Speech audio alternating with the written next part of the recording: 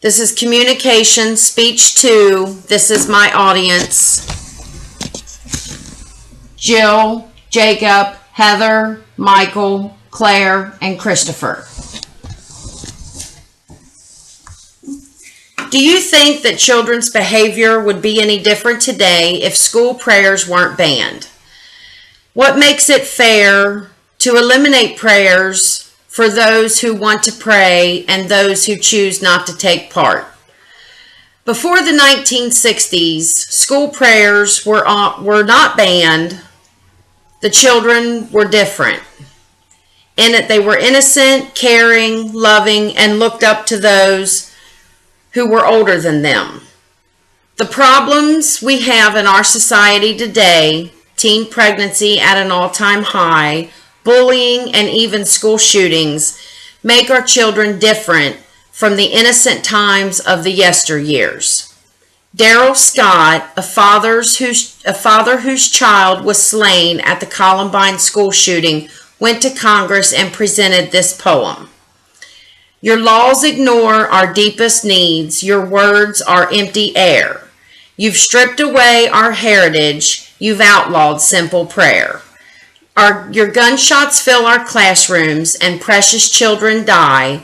You seek for answers everywhere and ask the questions why. You regulate respective laws through legislative creed. You've yet to fail to understand God is what we need.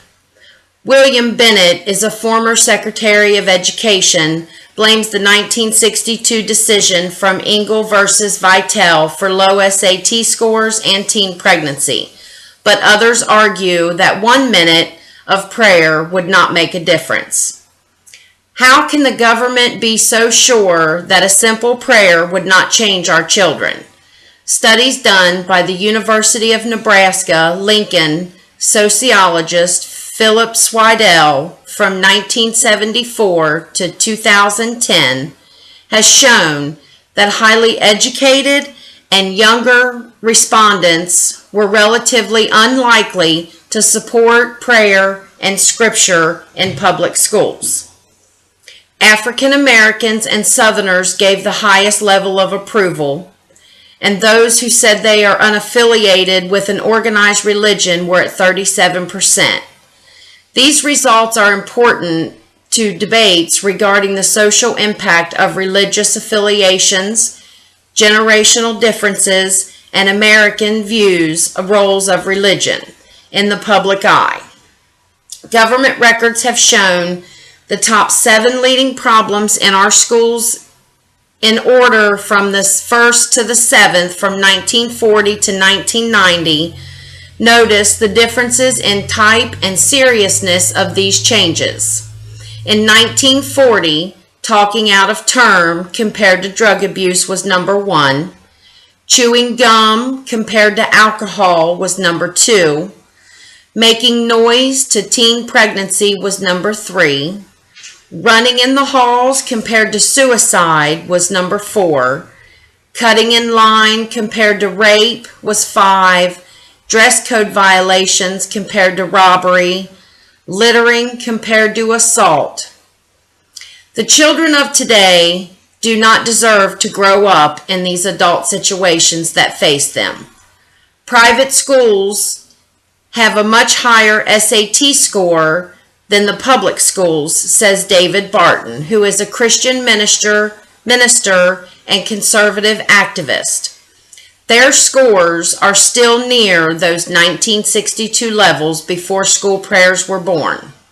Our founding fathers felt it necessary to have a moral and citizenship for the success of a new nation. John Adams, our former president, a signer of the Declaration of Independence, stated our Constitution was made only for moral and religious people. Benjamin Rush, signer of the Declaration of Independence, said the only foundation for a useful education in a republic